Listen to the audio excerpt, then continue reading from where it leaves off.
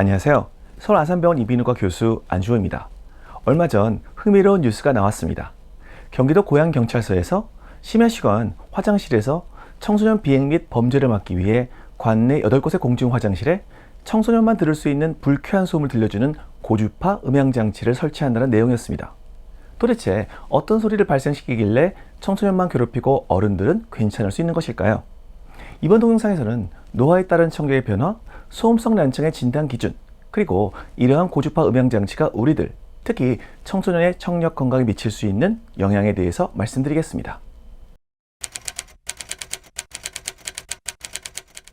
우선 나이가 들어가면서 진행하는 청력의 변화, 노화성 난청에 대해서 말씀드리겠습니다. 대한이비인후과 교과서에는 노화성 난청을 연령의 증가로 발생하는 퇴행성 변화에 의한 청력 감소로 정의하고 있습니다. 양쪽 귀에서 동일한 패턴의 난청을 보이며 외상, 이독성 약물, 귀의 질환, 소음의 노출, 귀 수술 등의 과거력이 없고 65세 이상이면서 가족 중에 특별한 난청을 가진 경우를 제외합니다. 노화성 난청은 보시는 청력검사 그래프에서 양쪽 청력이 모두 높은 주파수로 진행할수록 나빠지는 경우를 의미합니다. 만약 돌발성 난청처럼 어느 날 갑자기 청력이 나빠진다면 서둘러서 병원을 방문하시겠지만 노화성 난청의 경우 길게는 수십 년에 걸쳐서 서서히 진행하기 때문에 잘 모르다가 어느 순간 알아차리는 경우가 대부분이죠. 보여드린 표는 나이별로 들을 수 있는 가장 높은 주파수를 보여드리고 있습니다. 저는 이론상 14.8kHz까지 들어야 하는데 그렇지는 못할 것이라고 생각합니다. 요즘 들어 가족들과 TV를 볼 때 너무 크게 듣는다고 핀잔을 듣거나 친구를 만나 식사할 때나 은행이나 상점에서 직원들과 대화를 할 때 잘못 알아듣고 되묻게 되는 경우가 늘어납니다. 우리가 말하는 단어들 중 아, 야, 여 같은 모음은 주로 저음역에, 시옷, 치읓, 티읕, 키읔 같은 자음들은 주로 고음역에 위치합니다. 그래서 노화성 난청의 초기에는 고음역의 손상이 주로 생기기 때문에 말을 듣기는 듣는데 무슨 말인지 헷갈리게 되고 점점 진행할수록 대화가 어렵게 됩니다. 그렇다면 왜 노화성 난청에서 고음역의 난청이 우선 일어나는 것일까요? 청각기관에 달팽이관이란 이름을 붙인 이유는 마치 달팽이처럼 청각기관이 회전하듯이 생겼기 때문입니다. 우리가 귀로 듣는 소리는 고막, 이소골 3개를 거쳐서 등골에 연결되어 있는 난원창을 통해 전달됩니다. 달팽이관에서 높은 주파수를 담당하는 유모세포들은 달팽이관이 시작되는 초반부에 위치하기 때문에 소리가 전달될 때 우선 자극을 받습니다.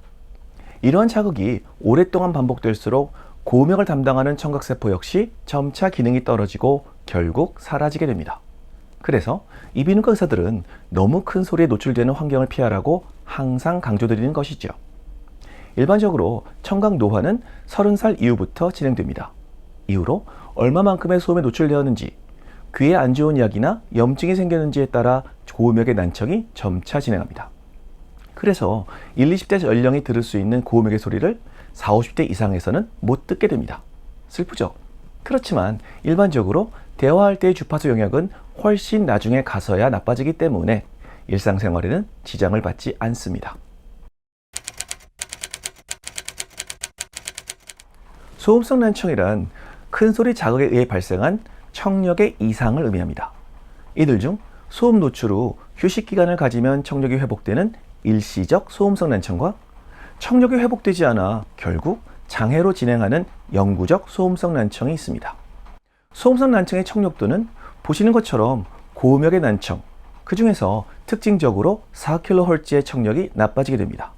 그리고 지속적인 소음 노출 여부에 따라 심한 난청으로 진행할 수도 있습니다. 그렇다면 어느 정도 큰 소리를 얼마만큼 오래 들어야 소음성 난청이 발생하는 것일까요? 일상생활에서 우리가 대화를 할 때 소리의 크기는 60dB 정도이고 진공청소기를 사용할 때 소음 크기가 80dB입니다. 일반적으로 85dB 이상의 크기의 소리는 귀에 해롭다고 알려져 있는데 매일 8시간 이상 85dB 소음에 노출되면 소음성 난청이 발생합니다. 진공청소기로 매일 8시간 이상 청소를 하면 귀가 나빠질 수도 있겠지만 그런 경우는 드물죠. 여기서 문제는 85dB에서 5dB만큼 소음의 크기가 커질수록 소음성 난청이 발생하는 데 걸리는 노출 시간이 절반씩 줄어든다는 것입니다. 예를 들어 귀에 가까이 대고 사용하는 헤어드라이기의 소음은 90dB 정도입니다. 그렇다면 헤어드라이기를 귀에 가깝게 매일 4시간씩 사용하면 귀가 나빠집니다. 지금 영상을 보시는 이발소와 미용실 사장님들은 본인과 직원들의 귀 건강을 위해서 소음이 적은 헤어드라이기를 구입해 주실 것을 부탁드립니다. 간혹 길을 걷다가 옆에 구급차가 사이렌을 울리면서 지나가는 경우가 있죠. 엄청 소리가 큽니다. 소리의 크기가 대략 120dB 정도인데 계산해보면 매일 5분 정도만 들어도 귀가 나빠질 수 있습니다. 그래서 응급구조사 선생님들은 차 안에 계시더라도 너무 큰 소리에 노출되지 않도록 신경 쓰는 것이 좋습니다. 여기서 한 걸음 더 나아가서 사격 훈련을 하거나 근처에서 폭죽이 터졌을 때는요, 이때 소리의 크기는 140dB 이상입니다. 말 그대로 단 한 번만 노출되더라도 영구적인 난청이 발생할 수 있습니다. 그래서 특히 군대에서 사격 훈련할 때에는 보호장구를 반드시 착용하고, 보호장구를 착용하더라도 훈련 중간중간 반드시 귀를 쉬게 해주어야 합니다. 소음성 난청은 예방이 가장 중요합니다. 출퇴근 시간에 유튜브를 보거나 인강을 보는 경우가 많이 있죠. 특히 어느 정도 시끄러운 지하철에서 잘 듣기 위해 이어폰 볼륨을 올리는 경우가 많습니다. 이때 귀를 보호하기 위해서는 노이즈 캔슬링 이어폰이나 헤드폰을 사용하고 볼륨의 60% 미만, 연속으로 1시간 이상 듣지 말고 중간중간 쉬어야 합니다. 자, 이제 제가 동영상 초반에 언급했던 청소년들만 들을 수 있는 고주파 음향장치에 대해서 말씀드리겠습니다. 우리나라에서 설치하는 제품과 동일한지는 정확하지 않지만 원래 영국에서 제작된 제품으로 모기 소리와 비슷하다고 해서 모스키토라고 부르는 음향 스피커입니다. 제조사 홈페이지에 들어가 보면 $635, 우리 돈으로 83만원 정도 하는 제품입니다. 모스키토는 16에서 18.5kHz의 매우 높은 고주파수의 소리를 만들어냅니다. 기기의 최대 소리 크기는 104dB이고 제조사는 4m 이상 높이의 스피커를 위치시키기 때문에 귀에 도달하는 소리의 크기는 귀에 문제를 일으키는 크기 이하로 줄어든다고 설명합니다. 그렇지만 여전히 큰 소리니까 오래 들으면 청소년들 귀에 문제가 발생할 수도 있겠죠. 제조사에서는 여러 연구기관들의 자료를 제시하고 있는데 스피커 바로 밑 1.5m에서는 92.4dB로 큰 소리인데 그 이상의 거리에서는 귀에 문제를 일으키지 않을 정도의 크기로 소리가 줄어듭니다. 그래서 제조사에서는 4m 이상 높이에 위치시킬 것을 권장하는 것이죠.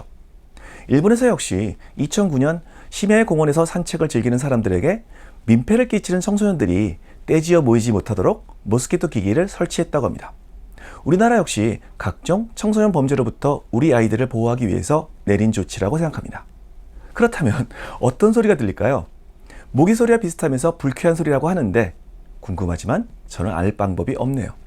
결론적으로 고주파 음향장치는 적절한 위치에 설치된다면 특히 청소년의 청력에 큰 문제를 일으키지 않는다고 생각합니다. 단지 야외가 아닌 화장실에 설치할 경우에는 스피커와 귀의 거리 간격이 좁기 때문에 과도한 크기의 소음이 귀로 전달되지 않도록 잘 검증하고 조정해서 설치할 것을 당부드립니다.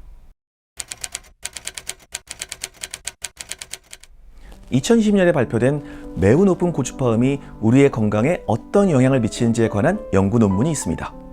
논문에서 저자들은 높은 크기의 고주파음에 노출되었을 때 오심, 구토, 두통, 신체의 불균형, 어지럼, 피로, 그리고 심한 경우 일시적 혹은 영구적 난청으로 진행할 수도 있다고 경고했습니다. 그래서 청소년들이 위험한 장소에 오래 머물지 못하게 하려는 좋은 목적으로 도입한 스피커가 오히려 지나친 크기의 고주파음 노출로 인해 아이들의 귀 건강에 해를 입히지 않도록 신중하게 조정해서 설치해야 합니다. 감사합니다. 건강하고 즐거운 하루 되세요.